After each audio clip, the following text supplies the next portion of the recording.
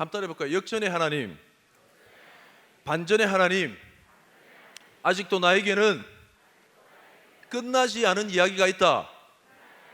이런 건 주먹을 불끈 쥐고 다시 한번 역전의 하나님, 반전의 하나님, 아직도 나에게는 끝나지 않은 이야기가 있다.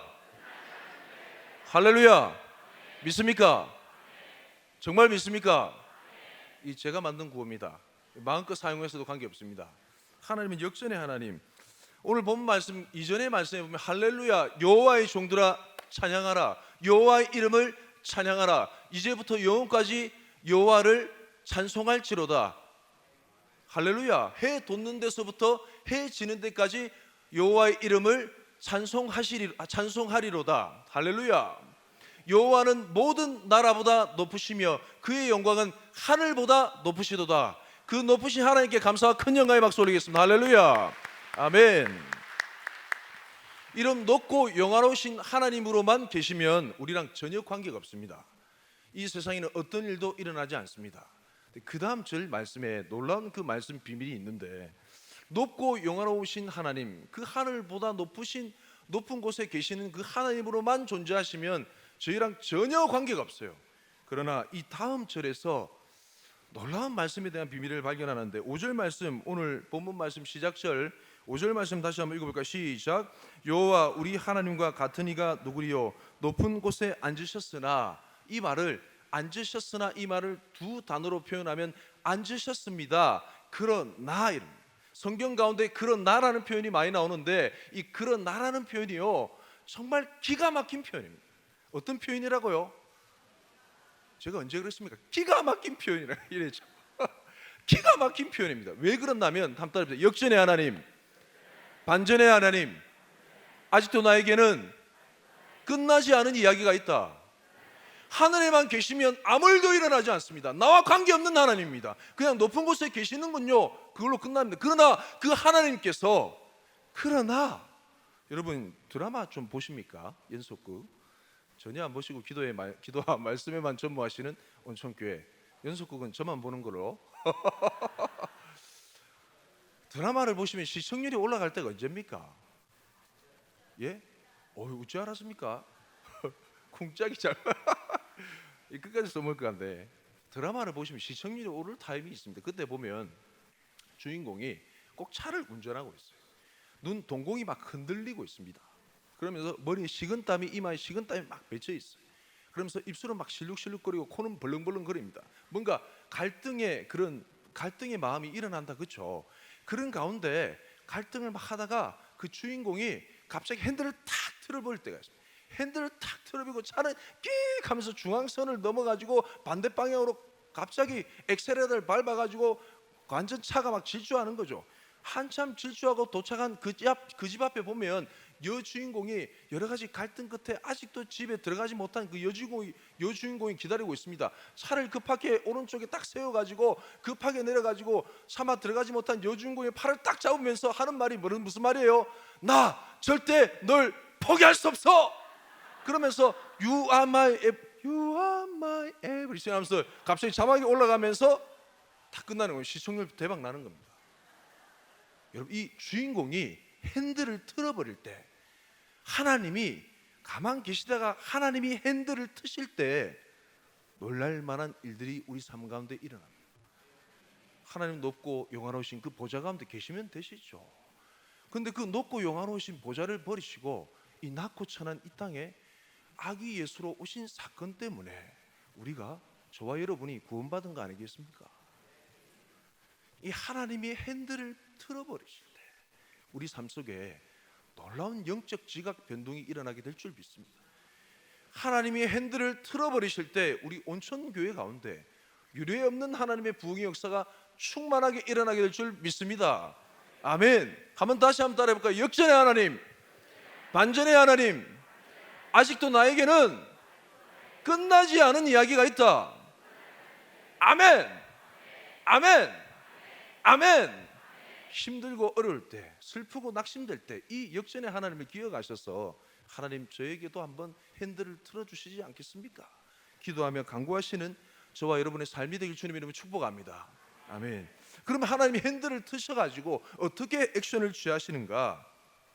6절 말씀을 다시 한번 읽을까요? 6절 말씀 시작. 스스로 낮추사 천지를 살피시고. 할렐루야. 이 하늘에만 계시는 하나님이 아니라 구약에서부터 이 시편 말씀에서부터 하나님이 이 땅에 임하시는 그 구도가 나옵니다. 스스로 낮추사 이 땅에 내려오신다 이 말이죠. 뭘 살피시고? 천지를 구석구석 살피시고. 구석구석 살피시는데 하나님의 관심사가 어디에 있는가? 7절 말씀 시작. 가난한 자를 먼지더미에서 일으키시며 궁핍한 자를 거름더미에서 들어세워. 다시 한번 시작. 가난한 자를 먼지더미에서 일으키시며 궁핍한 자를 거름더미에서 들어세워. 하나님의 관심은 우리의 잘난 모습에, 우리의 잘하는 모습에, 우리의 부흥하는 모습에, 우리가 열심히 섬기는 모습에 있는 것이 아니라 냄새나고 지저분하고 보잘것없는 도저히 이 영역만큼은 주님께서 함께 하실 수 없는, 제발 좀 오지 마이소 하는 그런 영역 가운데 주님께서 관심이 있다 이 말입니다. 먼지더미, 냄새나는 거름더미. 우리가 신앙생활 할 때 오해하는 경우가 많이 있습니다. 우리가 사역을 하고 다른 사람 섬기고 영향을 끼치고 은혜를 끼치는 그런 영역 가운데 주님께서 함께 하십시오, 도와주십시오, 이런 기도는 많이 합니다. 근데 우리가 뭐 전화를 하거나 신방을 할 때 아이고 목사님 제발 좀 오지 마이소, 저희 집이 누추하여서, 이런 것처럼 하나님께서 도저히 이 시간만큼은 함께 하시지 않을 거야 라는 그런 영역에서만큼은 주님께서 함께 하시지 않는 거라고 생각합니다. 그러나 하나님은 정말 우리가 도무지 우리의 화장술로도 커버할 수 없는, 우리의 세련된 그 복장으로도 커버할 수 없는 그런 민낯과 같은 아주 민망한 우리 삶의 현장을 주님은 관심 있어 하십니다. 여러분 믿으시기 바랍니다. 여러분 임마누엘이란 그 용어가 정말 비로소 이런 컨셉에 이런 생각으로 말미암아 재해석되는 거죠. 하나님 언제 함께 하세요? 영원토록 함께 하시는 거 아닙니까? 하루 24시간 동안 내내 함께 하시는 거 아니에요? 맞죠? 근데 주님은 언제 더 함께 하기 원하시는가? 우리가 가장 부끄러울 때, 우리가 가장 연약할 때, 우리가 가장 수치스러울 때 하나님은 그 순간 우리와 함께 하셔서 그 삶의 역전의 드라마를, 그 삶의 반전의 드라마를, 그 삶에 아직도 써내려가야 될 주님의 이야기가 있음을 알려주시길 원하신다는 겁니다. 할렐루야. 사랑하는 성도 여러분, 우리는 얼마나 포장술이 뛰어난지요. 교회 와서는 세련되게 경건하게 아주 거룩하게 잘 구별됩니다. 그러나 집에 가서는, 어떤 집은 집구석이라 하더라고요. 집구석에 가서는 그 포장지가 다 뜯어져 버리고 민낯으로 가족들 가운데, 아내 가운데, 배우자 가운데 다 드러내지 않습니까? 죄송합니다. 그건 건강한 신앙생활이 아닙니다. 하나님은 오히려 혈기 부리는 그 순간에, 오히려 범죄하는 그 순간에, 오히려 넘어지는 그 순간에 함께 하길 원하시는 하나님이신 줄 믿으시길 주님 이름으로 축복합니다. 거름더미, 먼지더미에서 일으켜 세우시고, 한번 구도를 생각해 보세요. 저 높고 영화로우신 우주 만물의 창조자이신 그분께서 정말 냄새나는 거름더미, 똥냄새, 죄송합니다. 근데 맞잖아요.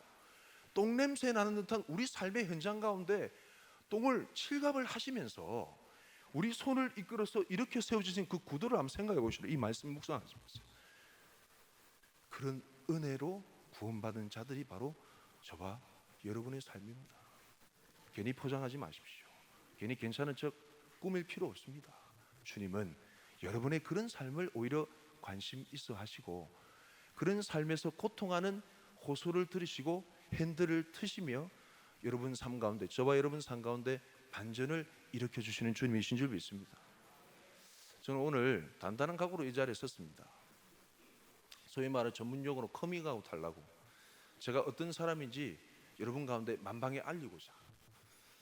제 사역의 원칙은 저의 약함이 아무리 드러나도 제 상처가 여러분의 별이 된다라고 한다면 얼마든지 아낌없이 나눠드리고 싶은 일인입니다. 얼마 안 됐습니다. 제가 사역을 하는데 좀 아팠습니다. 몸이 아픈 것이 아니고 정신과 마음이 좀 아팠어요. 전혀 그래 안 보이죠? 사람 다니면 만나기 좋아하고 앉으면 계속 얘기하고 실실 웃고 다니고 농담이나 막 하고 며칠 동안 저를 지켜본 제 이미지 아닙니까? 전혀 아파 보이지 않는다 아닙니까? 네, 아팠습니다. 제가 이런 얘기를 해도 될지 모르겠는데 온천교회는 충분히 소화하실 수 있으니까 한 6년 전쯤인 것 같아요. 제가 우울증을 알았습니다. 전혀 그래 안 보이잖아요. 왜 우울증을 알았나 원인을 분석해 보니까 제가 완벽주의 기질이 있었습니다. 여러분 보시기에 제가 완벽합니까? 완벽해 보이세요? 너무나 부족해도 부족하잖아요. 전혀 완벽할 수 없는 사람이 완벽주의에 막 사로잡혀 있으니까 제가 얼마나 힘들겠어요. 주변 사람이 얼마나 힘들겠습니까?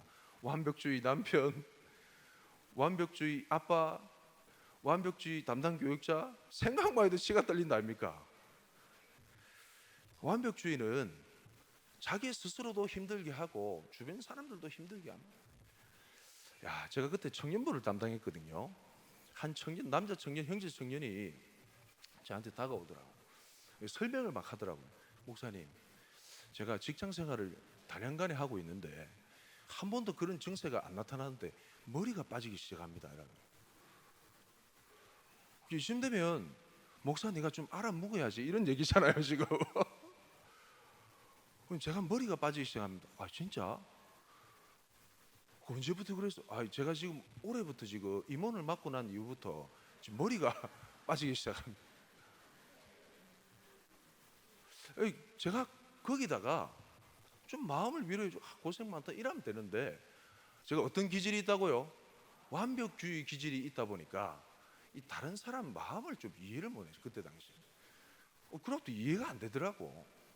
제가 두 가지 실수를 보면 딱 두 마디만 했습니다. 근데 딱 두 마디만 했는데 딱 두 가지 실수를 완벽하게 범했어요. 하나는 뭐랬냐면 형제요 기도합시다 했습니다. 형제가 고개를 잘래잘래 흔들더라고. 두 번째는 완전 점을 찍었습니다. 제가 볼 때 형제 믿음이 부족한 것 같다고.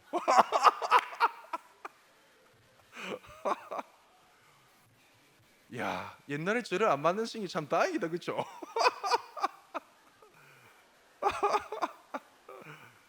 야, 이 완벽주의 기질이 있으니까 스스로 죽는 거예요. 주변 사람들도 막 죽입니다. 그러다 보니 참 중요한 건 본인은 전혀 몰라. 자기도 힘들다는 사실을 주변 사람 힘들어하는 거예요. 전혀 몰라요. 참 신기한 게 이 완벽주의 기질은 또 일은 잘 해내요. 청년부를 맡았는데 처음에 70명 받아가지고 그때 당시 156명 찍었으면 2배 이상 성장했잖아요. 아, 지금 자랑하는 타임입니다. 사역은 잘 되는데 제 마음은 평안하지 행복하지 않는 거예요. 근데 이 우울증이 오기 시작하는데 하나님이 뭔가 다루시길 원하셨던 것 같아요.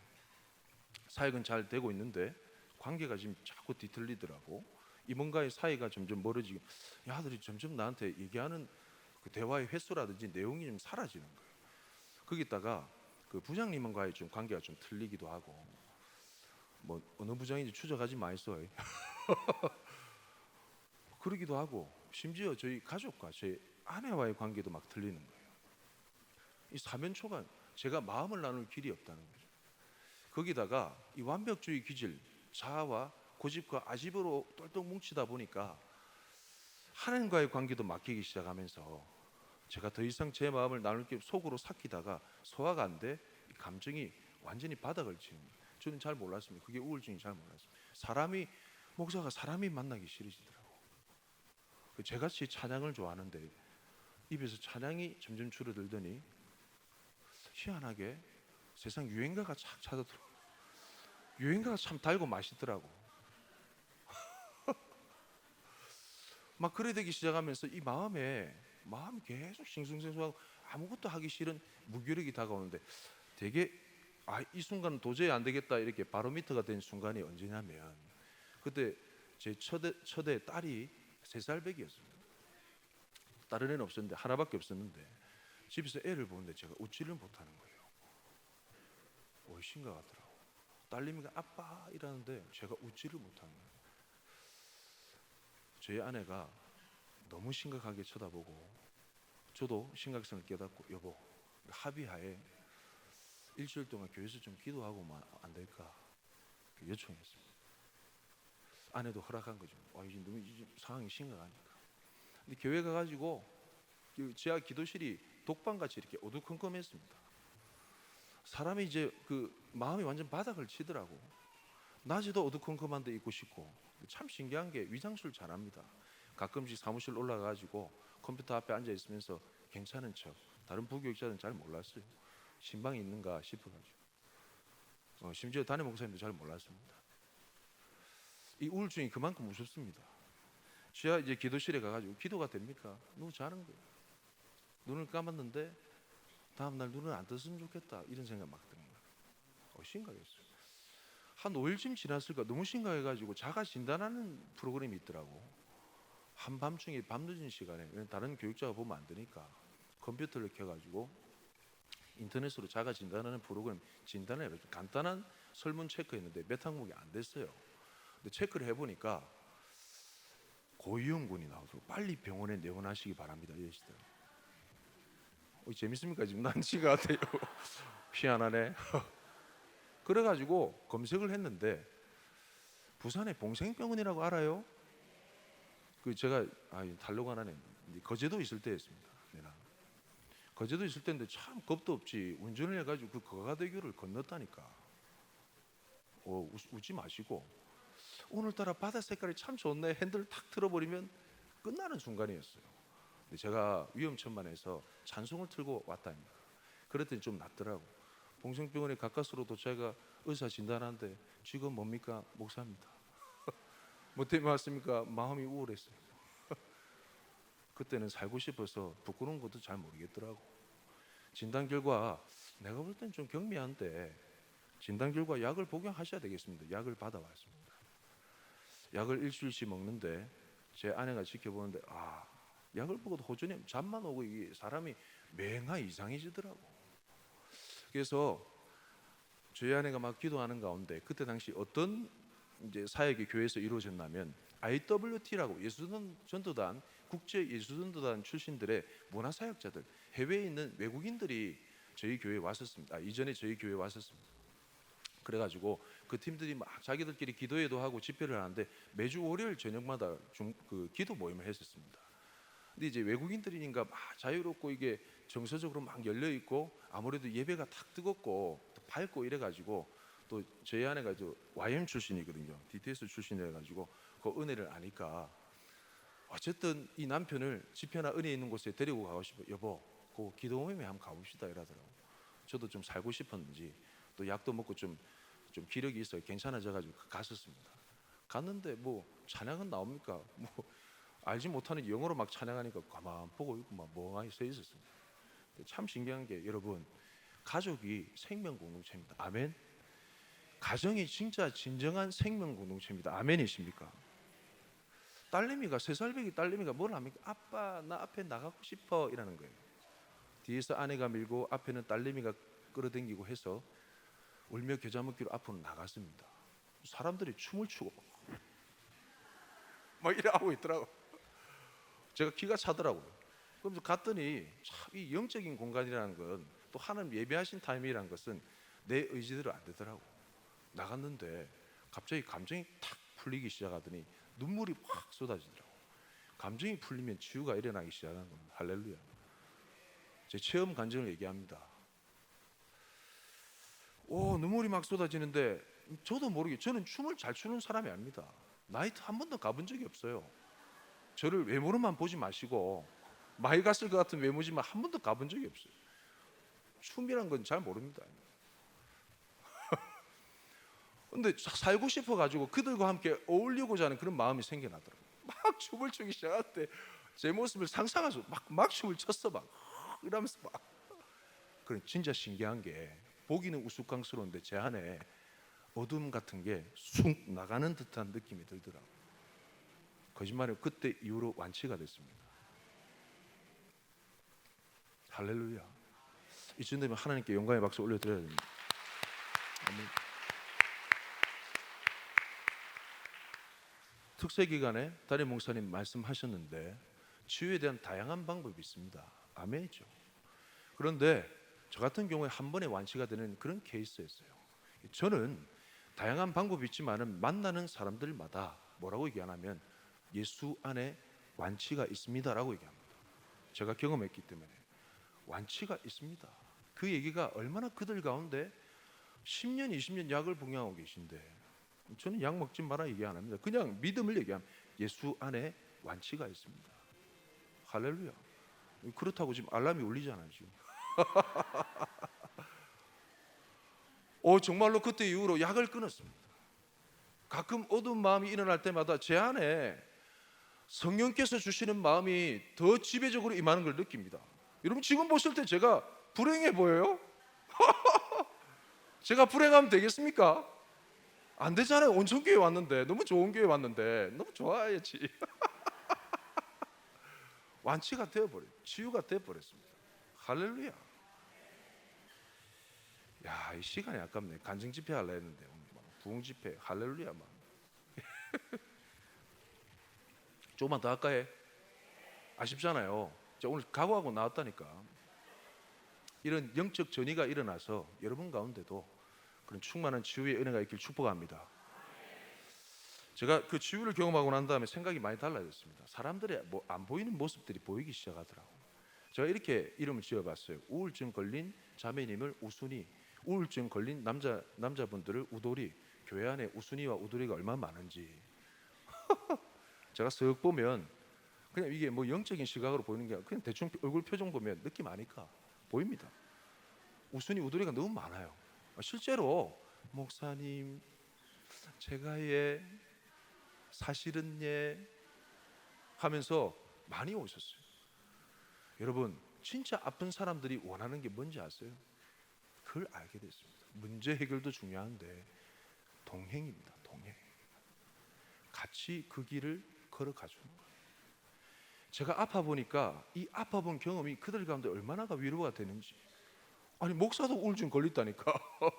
성도들이 명함을 못 내밀다가 전부 화장을 곱게 하셔가지고 말짱하게 계시다가 그 속은 안 그렇다는 사실을 드러내기 시작하는데 저한테만큼 부끄러움이 없는 거예요.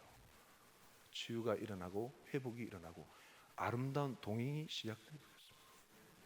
여러분 예수님은 문제를 문제시 한 적이 없으십니다. 그때 당시 정죄받을 만한 그 죄 가운데 있는 사람들도 찾아가셨잖아요. 예수님은 사회적인 그런 멸시받는 사람들을 찾아가셔가지고 그들의 문제를 드러내셔서 회복하셨던 분이셨습니다. 할렐루야. 수가성 여인은 가운데 찾아가셔가지고 남편 데려오라 말씀하셨잖아요. 겉으로 번지르르해 보이는 부자관은 부자 청년 가운데 찾아가셔가지고 아직도 당신에게 부족한 것이 있다라고 지적을 해주셨잖아요. 이것처럼 우리 인생 가운데 말짱해 보이는 그런 것 말고 우리 주님이 관심 있어 하는 것은 거름더미, 먼지더미와 같은 우리 삶의 형편, 남들 앞에 다 드러내지 못한 연지곤지 화장으로 아름다운 그런 복장으로 다 감춰놓은, 도저히 이것만큼은 주님 오시지 마십시오라고 아이고 민망해가지고 남사 실어버서 이런 영역에 더 관심이 있으셔서 찾아오셔서 그걸 건드리시고 만지시길 원하신다는 사실입니다. 사랑하는 성도 여러분, 우리 함께 아름다운 동행을 시작합시다. 다 완벽해 보이도 여러분 다 말짱해 보이도 다 반반해 보이도 안 괜찮습니다. 다 조사해봐, 민증 까봐라, 다 해봤어.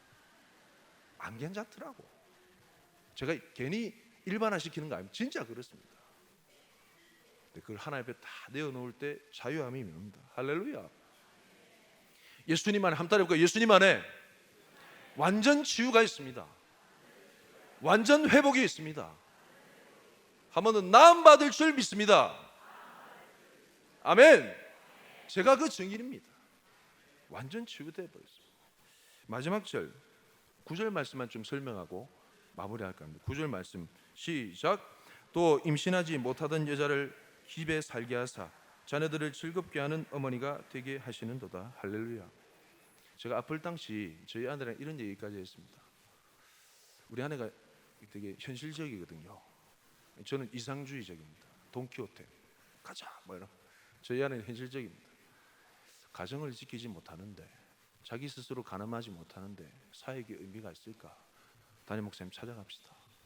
그리고 사역을 그만둡시다. 그리고 정신 차리고 건강 차립시다. 견적을 딱 냈습니다. 찾아갈라 했었어요.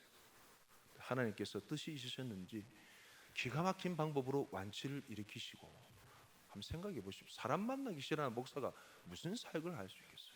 오늘 본문 말씀 보십시오. 임신하지 못한 여자. 옛날 시대, 죄송합니다, 옛날 시대 때 임신하지 못한 여자가, 죄송합니다, 사람 취급받았습니까? 한 많은 아이고 왜 이러지? 한 많은 여인의 인생, 사람 취급 못 받았습니다. 가정적으로도 외면당했고, 사회적으로도, 그 다음에 종교적으로도 하나님의 저주를 받아 태의 문이 닫혔다. 잘 아시잖아요. 사무엘상 1장에 엘가나 집안에 두 여인이 있었으니 브닌나와 한나, 잉태치 못한 여인의 그 서러움. 여호와의 전 문설주 곁 그 앞에 앉아가지고 눈물로 낮부터 술에 취한 것처럼 기도하던 그 여인의 슬픔, 여러분 아시기나 합니까? 임신하지 못한 여인은요, 그야말로 아무 것을 못하는, 저는 이 말씀 묵상하고 진짜 가슴이 미어 터지는 줄 알아요. 나를 향한 말씀. 아무 것을 못하는 목사의 모습과 다를 바가 없는. 근데 놀라운 말씀이 뒤에, 그 임신하지 못하던 그 여자로 하여금 그 집에 살게 하사. 그 집에 쫓겨나는 게 아니라 그 집에 살게 하사. 여러분 공감 안 가실지 모르겠지만 저는 이게 눈물이 납니다. 전혀 구실 못하던, 목사 구실도 못할 것 같은 그 인생을 그 집에 살게 하사. 도저히 아빠라고 할 수 없고 남편이라고 할 수 없는 고장고장한 완벽주의에 길들여지는 그 남편과 그 아빠를 그 집에 살게 하사. 저는 이게 역전의 하나님, 아멘, 반전의 하나님, 저에게는 놀라운 은혜의 고백입니다. 뭐라고 해놨습니까? 자녀들을 즐겁게 하는 어머니가 되게 하시는도다. 할렐루야. 자녀들을 즐겁게 하는 어머니가 되게 하시는도다. 할렐루야. 여러분, 제가 완전 치유되고 난 이후에 하나님께서 어떤 은혜의 문을 열어주시는지, 제가 치유되니까 치유를 일으켜 주시더라고요. 찬양한 가운데 치유가 일어나는데 이건 꼭 얘기해야 되겠습니다. 제가 청년부를 맡았습니다. 밤 기도회를 인도했을 때가 있었습니다. 목요일 밤마다 기도회를 인도했을 때가 있었는데, 한날 기도회를 그냥 인도했어요. 몇 명 참석 안 했습니다. 이같이 뭐 집회 분위기가 나는 그런 게 아닌데, 제가 뭐 사회 원칙 얘기했잖아요. 아무 일도 일어나지 않을 것 같지만은 무슨 일이 일어나는 것처럼 몇 명 안 모이더라도 막 진짜 난리가 났었어요. 그냥 막 진짜 부르짖고 막 기도했었습니다. 열정이 막 충만하니까.